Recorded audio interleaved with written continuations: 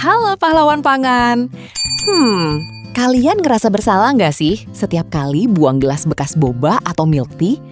Udah harganya lumayan, sampahnya plastik pula.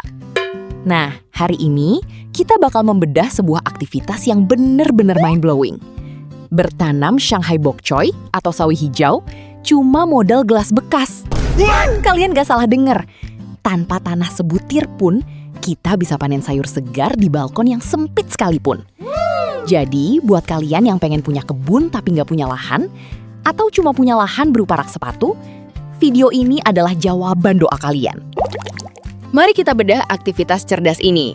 Kunci pertamanya adalah gelas milk tea ukuran besar yang sudah kita kumpulkan. Kenapa gelas boba? Karena bening. Kita bisa memantau pertumbuhan akar tanpa perlu jadi agen rahasia yang ngintip-ngintip tanah. Sebagai pengganti tanah, sumber kita menggunakan leka atau bola-bola tanah liat bakar. Buat yang bingung cari leka di mana, kalian bisa cek keranjang di video ini atau pergi ke toko tanaman setempat. Pasti ada kok. Nah, leka ini juaranya dalam menjaga kelembapan dan suhu akar agar tetap stabil. Cara pakainya gampang. Tinggal masukkan ke dasar gelas, taruh bibit yang sudah kita semai sekitar umur 15 hari, lalu tutup lagi pakai leka. Sesimpel itu. Nggak perlu kotor-kotoran kena tanah yang kadang ada bonus cacingnya. Oke, kalian sudah berhasil memindahkan bibit sawi ke dalam gelas boba. Sekarang pertanyaannya, mereka makan apa? Ingat, kita sama sekali nggak pakai tanah di sini. Karena nggak ada tanah, otomatis si sawi nggak bisa cari cemilan mineral alami. Kalau cuma dikasih air keran biasa, ya mereka bakal tumbuh, tapi mungkin tumbuhnya ogah-ogahan, kayak kita kalau lagi hari Senin. Nah, sumber kita ini punya trik cerdas untuk meningkatkan nutrisi airnya agar pertumbuhan tanaman lebih maksimal. Opsi pertama, menu standar, pupuk larut air. Cara paling normal adalah mencampurkan pupuk larut air ke dalam air keran, lalu aduk sampai rata sebelum dituang ke gelas. Ini ibaratnya kasih suplemen vitamin lengkap, biar sawinya makin kuat dan ganteng. Opsi kedua, minuman orang dewasa. Si bir yang bikin subur.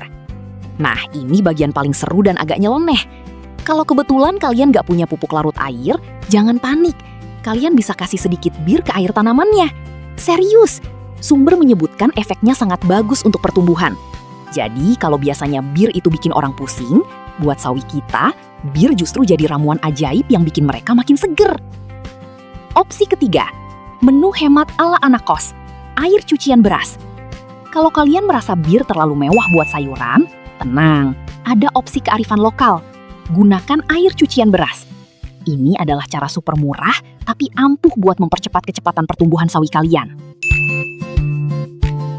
Nah, setelah bayi-bayi sawi kita resmi pindah ke apartemen barunya di gelas boba, apa yang harus kita lakukan? Apakah kita tinggal tidur, terus bangun-bangun udah jadi asinan? Oh, tentu tidak kawan-kawan.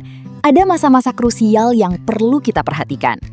Kira-kira setelah 20 hari sejak dipindahkan, kalian bakal melihat keajaiban lewat dinding gelas yang bening itu. Akar-akarnya bakal mulai tumbuh tebal dan kuat. Ini serunya pakai gelas boba bekas. Kita bisa memantau pertumbuhan akar tanpa harus membongkar media tanamnya. Kalau akarnya sudah kelihatan kekar dan putih bersih, itu tandanya si sawi lagi merasa sangat nyaman di rumah barunya. Menu harian, matahari, dan angin segar. Perawatannya sebenarnya nggak rewel. Kuncinya cuma 2, sinar matahari yang cukup dan sirkulasi udara yang oke. Taruh gelas-gelas kalian di balkon atau deket jendela yang dapat sinar matahari nampol. Jangan ditaruh di dalam lemari es ya, itu namanya mau bikin stok sayur, bukan menanam. Booster pertumbuhan, isi ulang tenaga. Selama masa pertumbuhan ini, jangan lupa untuk menambahkan lagi cairan nutrisi ke dalam gelas. Ini gunanya untuk mempercepat kecepatan pertumbuhan si sawi. Seperti yang kita bahas tadi, kalian bisa pakai air nutrisi tambahan atau cara paling praktis, air cucian beras. Jadi, setiap kali kalian masak nasi, ingatlah bahwa ada anak-anak hijau di balkon yang lagi nunggu jatah minumnya. Kalau kalian telaten memberikan nutrisi dan memastikan mereka dapat matahari yang cukup, dalam waktu 30 hari saja, Shanghai bok choy kalian sudah bakal tumbuh sangat subur dan rimbun. Di titik ini, gelas boba kalian bakal tertutup daun-daun hijau yang segar banget dipandang. Rasanya bangga banget kan? Dari sampah plastik, sekarang jadi sumber vitamin yang melimpah. Lihat sendiri hasilnya. Shanghai bok choy kita sudah tumbuh sangat subur dan rimbun memenuhi gelas-gelas plastik itu. Kalau dilihat-lihat, rimbunnya sudah mirip hutan mini di atas meja. Ini adalah momen yang kita tunggu-tunggu. Waktunya panen. Coba perhatikan warnanya. Hijaunya benar-benar segar dan pekat. Warnanya sangat bagus dan terlihat sangat sehat. Meskipun cuma modal gelas plastik bekas jajan kemarin, produktivitasnya ternyata sangat tinggi loh. Ini benar-benar momen panen yang memuaskan hati dan bikin senyum-senyum sendiri. Kenapa aktivitas bedah video kita kali ini penting banget buat kalian tiru? Sahabat pemula, Shanghai bok choy adalah salah satu sayuran yang paling cocok buat pemula. Siklus pertumbuhannya pendek dan tingkat keberhasilannya, survival rate, sangat tinggi.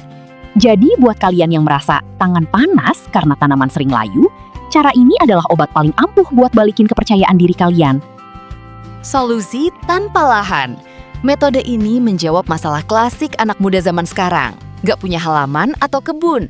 Asal kalian punya balkon atau sedikit sudut yang terkena matahari, kalian resmi jadi petani kota.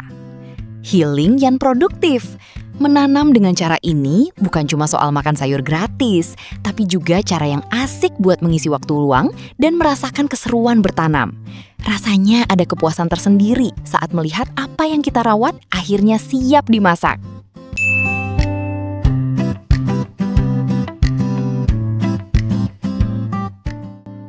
Gimana? Ternyata simpel banget kan?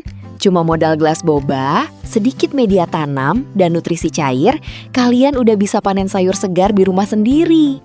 Semoga cara praktis dan bermanfaat ini menginspirasi kalian buat langsung gerak dan gak membiarkan gelas bekas kalian berakhir sia-sia di tempat sampah. Kalau kalian suka bedah aktivitas kreatif kayak gini, pastikan klik like dan subscribe ya. Terima kasih sudah menonton. Tetap kreatif, jaga kesehatan, dan sampai jumpa di episode panen-panen berikutnya. Salam hijau!